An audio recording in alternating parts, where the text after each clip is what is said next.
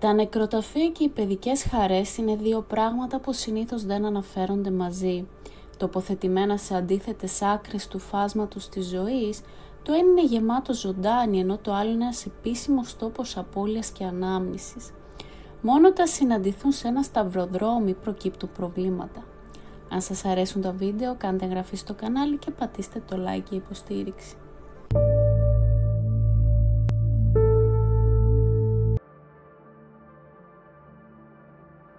Το νεκροταφείο Maple Hill ιδρύθηκε στο Huntsville της Αλαμπάμα το 1822 σε δύο στρέμματα γης που δωρήθηκε στην πόλη από τον ιδρυτή της Leroy Pope.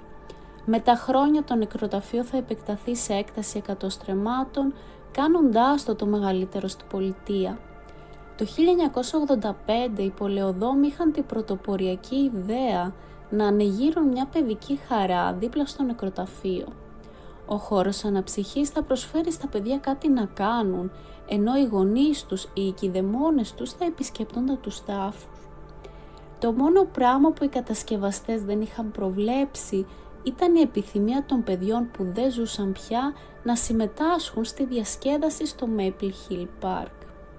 Στα χρόνια που ακολούθησαν, ανεξήγητες αναφορές στην περιοχή οδήγησαν πολλούς να πιστεύουν ότι τα πνεύματα των παιδιών που ήταν θαμμένα στο νεκροταφείο έβρισκαν το δρόμο τους για την παιδική χαρά.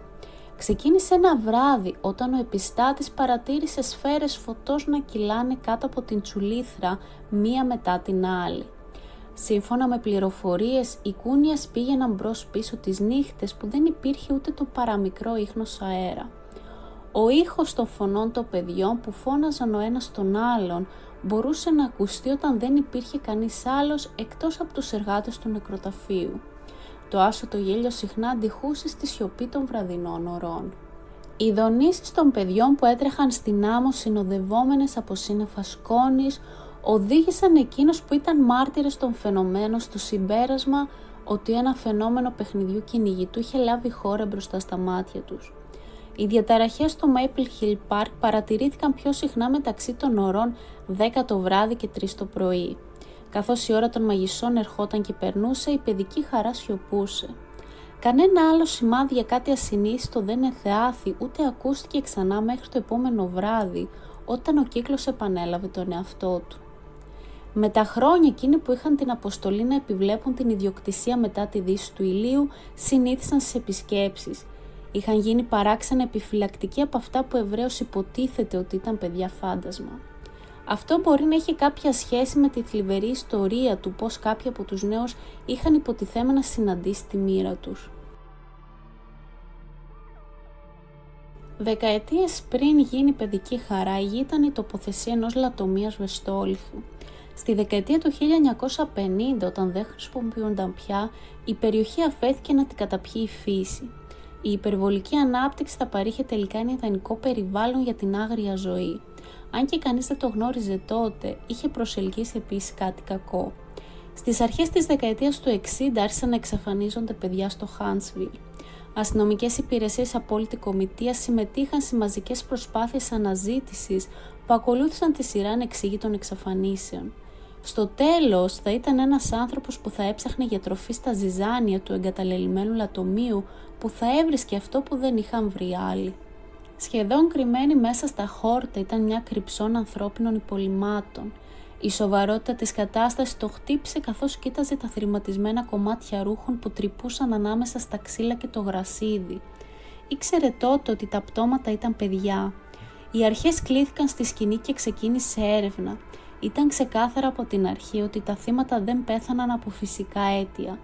Ήταν επίσης φανερό ότι είχαν πεταχτεί σε διάφορες περιόδους. Μερικά ήταν σε προχωρημένη κατάσταση αποσύνθεσης, ενώ άλλα ήταν ακόμα αναγνωρίσιμα. Η ανακάλυψη επιβεβαίωσε το χειρότερο φόβο της κοινότητας. Ένας δολοφόνος παιδιών ήταν ανάμεσά τους.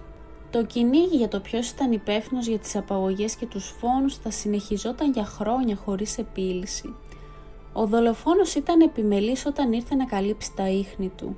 Αξιωματικοί περιπολούσαν το παλιό λατομείο για μήνες μετά την ανακάλυψη των πτωμάτων, με την ελπίδα ότι ο δράστης θα επισκεφτεί ξανά το χώρο του. Ποτέ δεν το έκανε.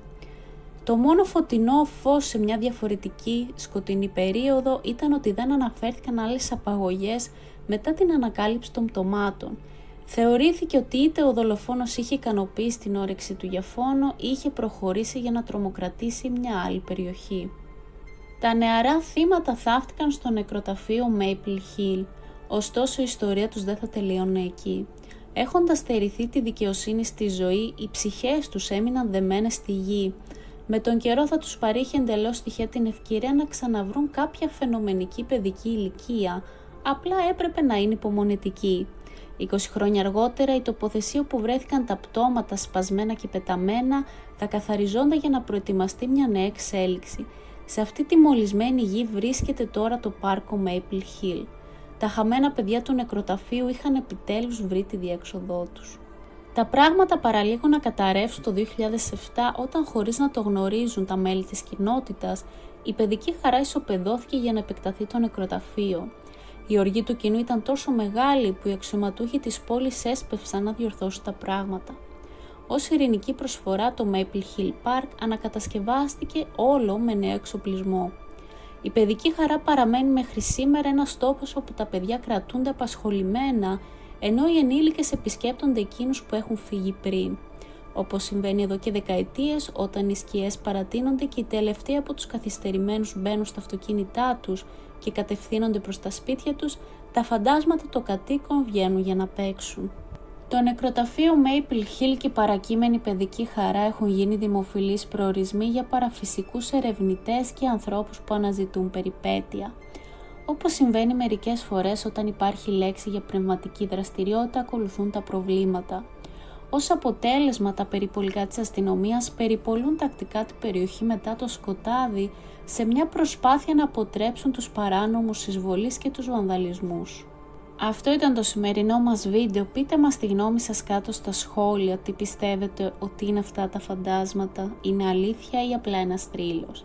Αν σας αρέσουν τα βίντεο και τα βρίσκετε ενδιαφέρον, κάντε εγγραφή στο κανάλι, πατήστε το like και το κουδουνάκι για να μην χάνετε κανένα νέο βίντεο.